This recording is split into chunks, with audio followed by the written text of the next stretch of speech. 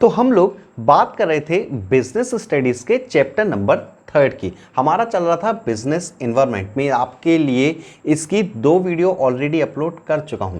पहली वीडियो में हमने देखा बिजनेस एनवायरनमेंट क्या होता है, इन्वायरमेंट स्कैनिंग, इसके फीचर्स, इसके इंपॉर्टेंस। मैंने आपको शॉर्ट ट्रिक्स भी बताई थी फीचर्स और इंपॉर्टेंस याद करने के लिए।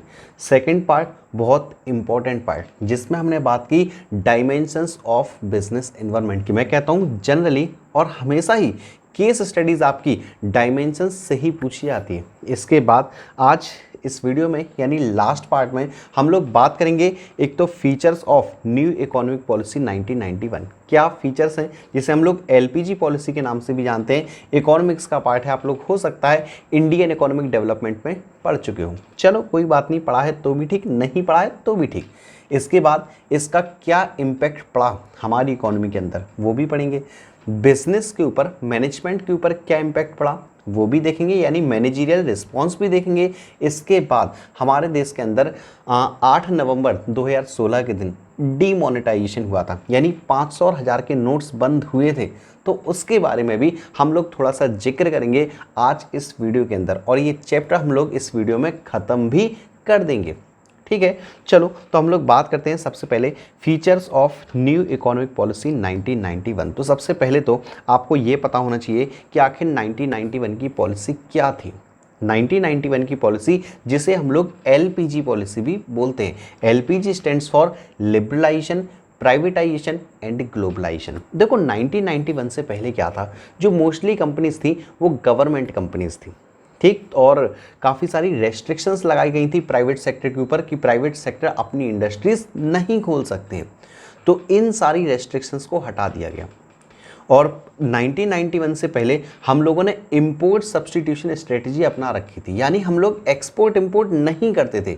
हम क्या करते थे, वो सारी चीज़ें जिनको हमें इंपोर्ट करना है, दूसरे देश से मंगवाना है, उन सब की जगह हम लोग मंगवाते नहीं थे, इंपोर्ट नहीं करते थे, उसकी जगह इंपोर्ट सब्स्टिट्यूशन स्ट्रेटजी अपनाते थे। यानी इंपोर्ट ना करना पड़े उसके लिए हम लोग अपने देश में ही सामान बना लें। तो ये सारी पॉलिसीज़ अपना रखी थी हम लोगों ने 1991 से पहले। बट देखा गया काफ़ी सारे लॉसेस हुआ। जो गवर्नमेंट कंपनीज थी लगभग सारी कंपनीज लॉसेस में चल रही थी। तो इस वजह से 1991 में ये डिसीजन लेना पड़ा। क्या डिसीजन लेना पड़ा कि एक न्यू इकोनॉमिक पॉलिसी लेके आओ। इसीलिए इसका नाम भी न्यू इकोनॉमिक पॉलिसी 1991 रखा गया, जिसमें 3 मुख्य काम किए गए। कौन कौन से? पहला लिबरलाइजेशन, दूसरा प्राइवेटाइजेशन और तीसरा ग्लोबलाइजेशन। इसीलिए इस पॉलिसी को और क्या बोलते हैं? LPG policy. है क्या तीनों में वो सुनो जरा। सबसे पहला है हमारा लिबरलाइजेशन, और देखो आपको टॉपिक भी नज़र आ रहा है। सबसे पहला पॉइंट हमारे पास लिबरलाइजेशन। तो लिबरलाइजेशन का मतलब क्या होता है वो समझो। लिबरलाइजेशन का मतलब होता है फ्री फ्रॉम लाइसेंसिंग या फ्री फ्रॉम क्वाटास। कहने का मतलब ये है कि पहले गवर्नमेंट ने जो भी रेस्ट्रिक्शंस लगा रखी थी, जो भी क्वाटास लगा रखे थे, जो भी लाइसेंस लेने पड़ते थे, यानी अगर कोई पहले इंडस्ट्री अपनी खोलने चाहता था तो उसे गवर्नमेंट से काफ़ी प्रकार के लाइसेंस लेने पड़ते थे, काफ़ी सारी रेस्ट्रिक्शंस लगी हुई थी। तो गवर्नमेंट ने लिबरलाइजेशन के थ्रू ये सारे क्वाटास, ये सारी रेस्ट्रिक्शंस हटा दी। देखो रीड भी करते हुए हम लोग चलते हैं। तो liberalization refers to end of license. Government ने लाइसेंस बंद कर दिए। अब हमें यानी 1991 के बाद हर एक इंडस्ट्री में लाइसेंस नहीं लेना पड़ता है। बस कुछ गिनी चुनी इंडस्ट्रीज को छोड़ दो, उनके अलावा बाकी सेक्टर्स को लाइसेंस फ्री कर दिया गया। ठीक है। क्वाटास एंड मैनी मोर रेस्ट्रिक्शंस। तो क्वाटास वगैरह, रेस्ट्रिक्शंस वगैरह जो लगी हुई थी उन सबको रिमूव कर देना, हटा देना या एंड कर देना। End controls which were put on industries before 1991। तो Indian companies got liberalization in the following ways. तो लिबरलाइजेशन किस तरीके से हुआ, किस वे में हुआ, जरा उसकी बात भी हम लोग कर लेते हैं। तो देखो सबसे पहला पॉइंट है abolition of license except in few. कुछ को छोड़ के बाकी हर जगह से लाइसेंस हटा दिया गया। Second point, no restriction on expansion और कॉन्ट्रैक्शन ऑफ बिजनेस एक्टिविटीज। 1991 से पहले क्या था, अगर आप आउटपुट इंक्रीज करना चाहते हो, अगर आप सेल इंक्रीज करना चाहते हो, प्रोडक्शन कैपेसिटी इंक्रीज करना चाहते हो, तो भी गवर्नमेंट से परमिशन लेनी पड़ती थी। बट 1991 के बाद से गवर्नमेंट से ऐसी कोई परमिशन नहीं लेनी पड़ती थी। ये चीज़ें भी हटा दी गई। उसके बाद reduction of tax rate, tax rate वगैरह कम किए गए, lifting of unnecessary controls over the economy, और जो इकोनॉमी के ऊपर अननेसेसरी कंट्रोल्स लगा रखे थे ना उन सबको भी हटा दिया गया। नेक्स्ट पॉइंट किया गया liberalization in export and import, export import पर भी लिबरलाइजेशन यानी यहाँ पर भी छूट दी गई। और एक्सपोर्ट इंपोर्ट की बात करेंगे वो हम लोग ग्लोबलाइजेशन में बात करेंगे ठीक तरीके से। उसके बाद easy and simplifying the procedure of attract foreign capital India, तो भारत के अंदर विदेशी पूंजी लगाई जाए यानी विदेशी अब हमारे देश के अंदर इन्वेस्टमेंट कर सकते हैं, उनके ऊपर भी पहले जो रेस्ट्रिक्शंस लगे थे वो हटा दिए गए। अब जो प्रोसीजर था वो थोड़ा सा सिंपल कर दिया गया। फिर freedom in movements of goods and services, goods and services के मूवमेंट्स के लिए फ्रीडम मिलेगी। अब एक जगह से दूसरी जगह गुड्स सर्विसेज कैपिटल गुड्स यानी मशीन वगैरह आसानी से ट्रांसफ़र कर सकते थे। इसके बाद freedom in fixing the price of goods and services, और अब पूरी तरीके से फ्रीडम है प्राइवेट सेक्टर के पास कि वो अपने तरीके से गुड्स एंड सर्विसेज की प्राइस डिसाइड कर सकें। ये था हमारा लिबरलाइजेशन। चलो सेकंड हम लोग बात कर लेते हैं प्राइवेटाइजेशन। तो आपके स्क्रीन पे आपके सामने नज़र आ रहा है प्राइवेटाइजेशन भी, और थोड़ा सा ऊपर अगर हम और करें तो आपको ग्लोबलाइजेशन भी नज़र आ रहा है। खैर साइड में मेरी स्क्रीन पे दिख रही होगी। तो देखो एक एक से बात करेंगे।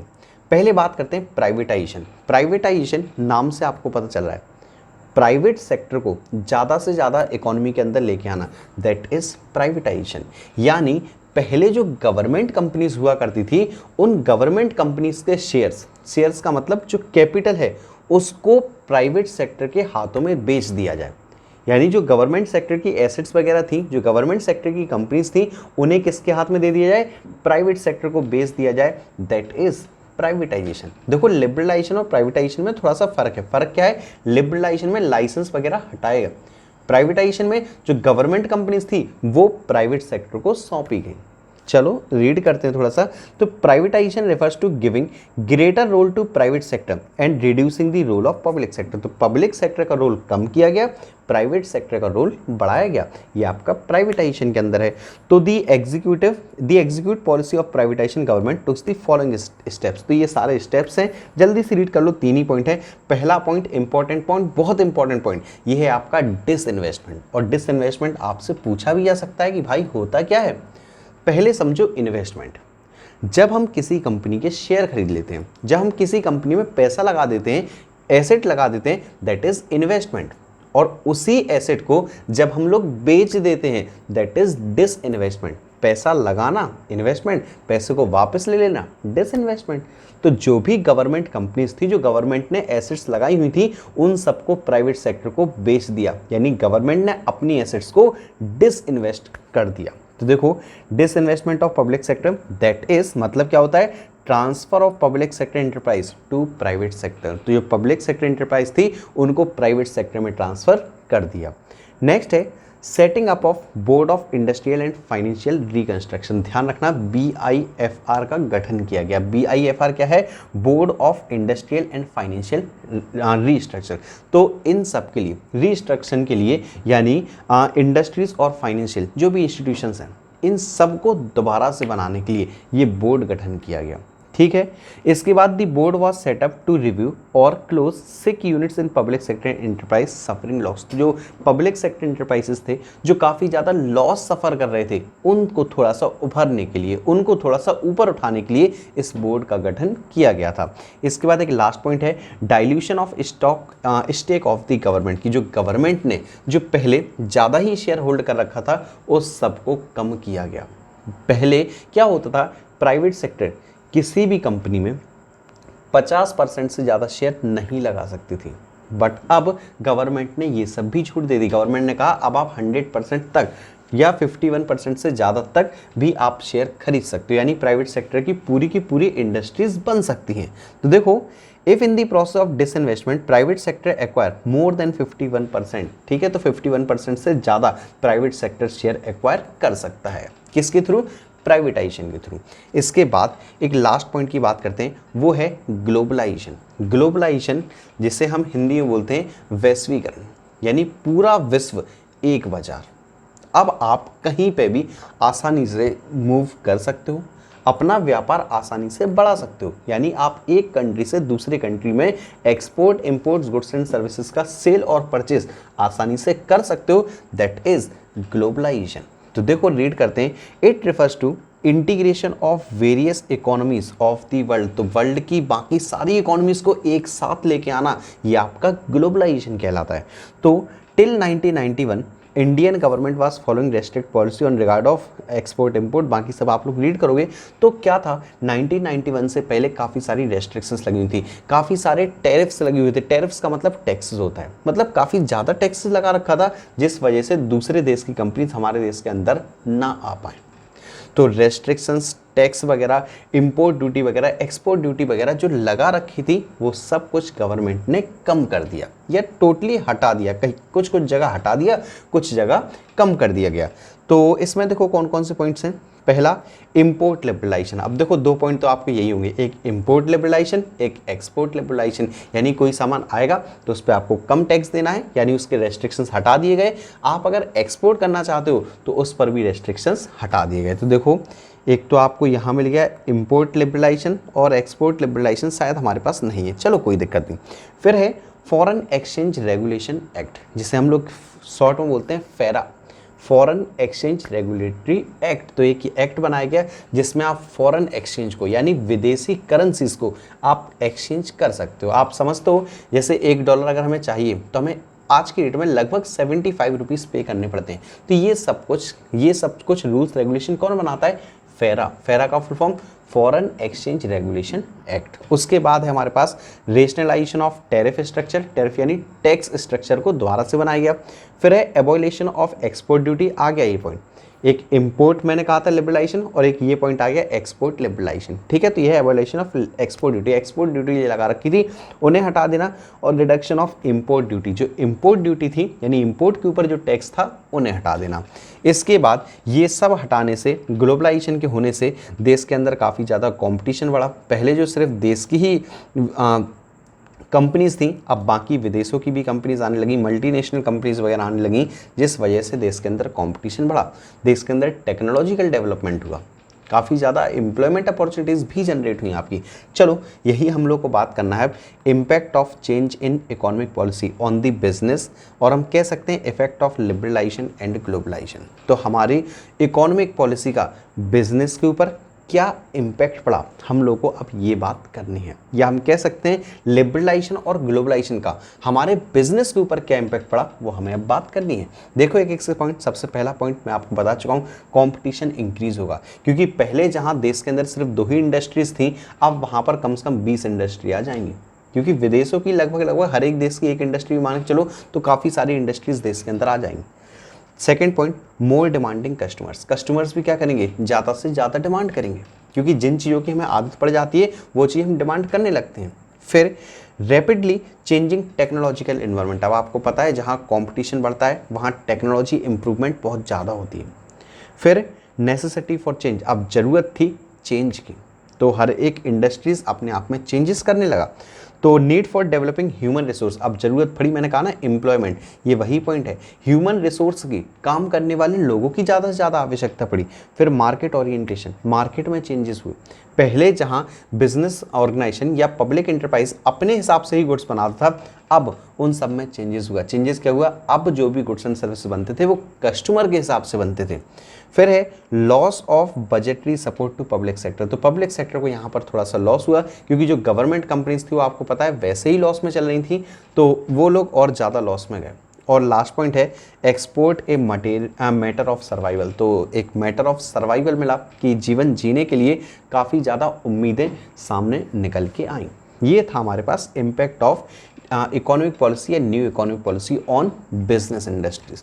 अब बात कर लेते हैं मैनेजरियल रिस्पांस की। अब ये सब हुआ तो इससे मैनेजमेंट का क्या रिस्पांस देखने को मिला, क्योंकि पहले हम सपोज करो 2 ही इंडस्ट्रीज थी तो देश के अंदर काफ़ी ज़्यादा अच्छे से काम चल रहा था। अब विदेशी इंडस्ट्रीज भी आ गई तो यार हमारा धंधा तो चौपट हो सकता है ना, तो इस धंधे को चौपट ना हो उसके लिए मैनेजमेंट ने अपना क्या रिस्पॉन्स दिखाया, हम लोग थोड़ी सी उसकी बात कर लेते हैं। पहला पॉइंट है डाइवर्सिफिकेशन। डाइवर्सिफिकेशन का मतलब अलग अलग प्रकार के प्रोडक्ट्स बनाना। तो पहले जहां हम लोग एक ही लाइन के प्रोडक्ट बनाते थे, अब हम लोग एक से ज़्यादा प्रोडक्ट्स को बनाने लगे, ठीक है। दूसरा है जॉइंट वेंचर, जिसे हम लोग कोलैबोरेशन भी बोलते हैं। तो जॉइंट वेंचर का मतलब दो या दो से ज़्यादा कंपनी मिलके एक कंपनी बना देना, दैट इज कोलैबोरेशन। जैसे Maruti plus Suzuki equals to Maruti Suzuki. तो क्या हुआ, कंपटीशन को कम करने के लिए, कोई कंपनी लॉस में ना जाए, इन सबसे लॉसेस से बचने के लिए कोलैबोरेशन या जॉइंट वेंचर्स किए गए। फिर है ब्रांड बिल्डिंग। अब हर इंसान चाहता, हर एक कंपनी चाहती कि हमारी एक ब्रांड डेवलप हो, ब्रांड बने, हम नाम से ही जाने जाएं। फिर है यूज़ ऑफ लेटेस्ट टेक्नोलॉजी। तो लेटेस्ट टेक्नोलॉजी का यूज़ किया गया, अच्छी टेक्नोलॉजी का यूज़ किया गया। और आप पता है टेक्नोलॉजी अपग्रेडेशन बहुत ज़्यादा होने लगी। क्यों? क्योंकि बहुत सारी इंडस्ट्रीज़ है, कॉम्पिटिशन बहुत ज़्यादा है। फिर इम्प्रूव्ड कंपनसेशन लेवल। तो कंपनसेशन लेवल भी बढ़ने लगा। जो वेजेस को हम पे करते थे, लेबर को वेजेस पे करते थे, वो भी धीरे धीरे इंक्रीज होने लगा। और लास्ट कस्टमर फोकस। अब मार्केट फोकस ना करके अब जो इंडस्ट्रीज का फोकस था वो कस्टमर के ऊपर होने लगा कि कस्टमर आखिर क्या डिमांड करता है, कस्टमर की नीड क्या है, उस हिसाब से प्रोडक्ट डेवलप किए जाए। इसके बाद एक लास्ट टॉपिक आज की वीडियो का और इस चैप्टर का भी, वो है हमारे पास डीमोनेटाइजेशन। अब आपको मैंने बताया 8 नवंबर 2016 को नरेंद्र मोदी जी रात में 8 बजे डीडी नेशनल चैनल पे यानी न्यूज़ चैनल पर आते हैं और क्या कहते हैं, कल आज रात 8 बजे से आपके जो 500 रुपये के और जो 1000 रुपये के नोट हैं वो पूरी तरीके से बंद किए जाते हैं। ये आपका डीमोनेटाइजेशन कहलाता है। यानी जो पुरानी करेंसीज को बंद करके न्यू करेंसीज को चलाई जाए, दैट इज डीमोनेटाइजेशन। बाकी आप लोग रीड कर लो। तो November 8 2016 was the day where 500 and 1000 denomination notes were withdrawn from circulation. तो ये सर्कुलेशन से बाहर हो गया। It resulted in withdrawal of 86% currency in the circulation. तो सर्कुलेशन से लगभग 86% करेंसी बाहर हो गई आपकी। क्योंकि आपको पता है पहले, आज की डेट में तो 2000 का नोट चल रहा है, बट पहले मैक्सिमम जो डिनोमिनेशन थी, मैक्सिमम जो रुपए का नोट था वो 1000 रुपये का था। तो 1000 और 500 रुपये के नोट ही सबसे बड़े नोट थे जो कि टोटल करेंसी का 86% पार्ट में इकोनॉमी के अंदर सर्कुलेट हो रहा था। तो लगभग ये समझ लो 86% करेंसी सर्कुलेशन से बाहर हो गई। क्या हुआ, धीरे धीरे बैंक्स में डिपॉजिट्स हुआ, उसके बाद लोगों ने उसे न्यू करेंसी में कन्वर्ट करवाया। बट इन सब चीज़ों की वजह से क्या हुआ, जो करप्शन था या जो ब्लैक मनी था वो सब धीरे धीरे ख़त्म होने लगा। क्योंकि लोग बैंक में जमा करने से डरने लगे इकट्ठा अमाउंट, जो लोगों ने पहले इकट्ठा कैश के फॉर्म में रख रखा था अपने पास। चलो बाकी बातें भी रीड करते हैं। People are advise to go to the bank to replace old notes with the new up to the limit. तो एक लिमिट तक आप न्यू नोट्स से एक्सचेंज कर सकते थे। तो there was a restriction on cash withdrawal. Cash withdrawal पे रेस्ट्रिक्शंस लगाई गई थी। The main aim of demonetization, ये चीज़ ध्यान रखना है, डीमोनेटाइजेशन का मेन उद्देश्य क्या था। The main aim of demonetisation was to curb corruption, corruption को कम करना, check on use of notes of illegal activities, illegal activities कम करना, specially the accumulation of black money. और स्पेशली किसके बारे में बात की गई, ब्लैक मनी को कम करने के बारे में। और बाकी फीचर्स देख लो इसके। फीचर्स में आपका एक पॉइंट और जाएगा कि जो लोग पहले टैक्स पे नहीं करते थे अब वो टैक्स पे भी करने लगेंगे।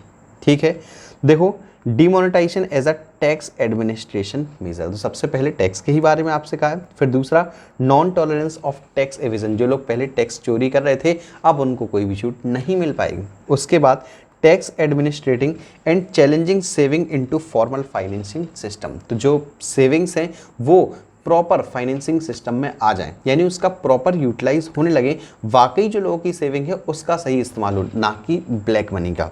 और उसके बाद क्रिएटिंग लेस कैश और डिजिटल कैश लाइट इकोनॉमी। और सरकार ये भी चाहती है कि कैश का कम से कम उपयोग करें, आप लोग ज़्यादा से ज़्यादा डिजिटल पेमेंट्स करें। ठीक है, तो फ्रेंड्स इस वीडियो में इतना ही। छोटा टॉपिक था, छोटे छोटे लगभग 3 टॉपिक थे। तो उम्मीद करता हूँ आपको वीडियो समझ में आई होगी। बाकी इकोनॉमिक का ही आपका पार्ट है। चैप्टर हमारा पूरी तरीके से समाप्त होता है इसी के साथ। अगर आपको चैप्टर कंप्लीट समझ में आया है तो वीडियो को लाइक ज़रूर करें, कमेंट करके हमें अपने ओपिनियंस ज़रूर बताएं। और इसके अलावा मिलता हूँ मैं आपसे बहुत ही जल्द चैप्टर 4 के साथ, जो कि है अपना प्लानिंग।